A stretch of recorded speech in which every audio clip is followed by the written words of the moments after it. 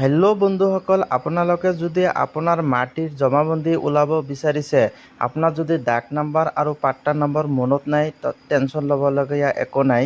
মই আপোনালোকক এটা ইজি পদ্ধতি দেখুৱাম। আপোনালোকে এটা ব্ৰাউজাৰত যাই চাৰ্চ কৰিব ILMS আছাম জমাবন্দী টাইপ কৰি চাৰ্চ কৰিব। কৰাৰ পিছত এনেকুৱা এটা ইণ্টাৰফেচ আপোনালোকে দেখা পাব। চাওক, ইয়াতে ক্লিক কৰিব। কৰাৰ পিছত এনেকুৱা ৱেবছাইট আহিব। অহাৰ পিছত আপুনি প্ৰথম ৱেবছাইটটো ক্লিক কৰি ল'ব। লোৱাৰ পিছত আপোনালোকে আপোনাৰ ডিষ্ট্ৰিক্টটো আগত বাছি ল'ব, কোন ডিষ্ট্ৰিক্টৰ হয়। লোৱাৰ পিছত আপোনাৰ চাৰ্কল ব্লকটো কৰাৰ পিছত আপোনাৰ চাৰ্কল বাছি লোৱাৰ পিছত আপুনি আপোনাৰ গাঁও বা চহৰৰ নামটো বাছি ল'ব। ইয়াতে আপুনি চাব, বিচাৰি নাপালে আপোনাৰ গাঁও বা চহৰৰ প্ৰথম আখৰটো চাৰ্চ কৰি ল'ব।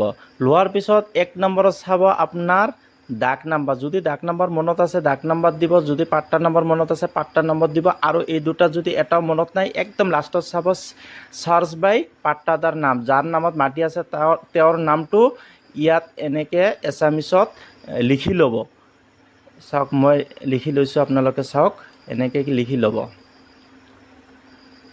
এনেকৈ লিখি লোৱাৰ পিছত এনেকৈ লিখি ল'ব। দি কেনে তলত স্পেচ দিব।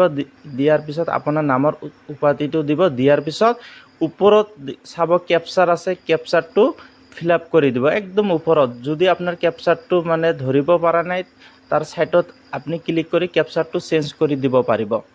দিয়াৰ পিছত ইয়াতে চাৰ্চ লিখিব। চাৰ্চ লিখাৰ পিছত তলত চাব এটা টিক বক্স আছে, টিক বক্স দিব। তাৰপিছত জমাবন্দী ইয়াতে ক্লিক কৰিব। কৰাৰ পিছত এনেকৈ আপোনাৰ জমাবন্দীখন ওলাই আহিব।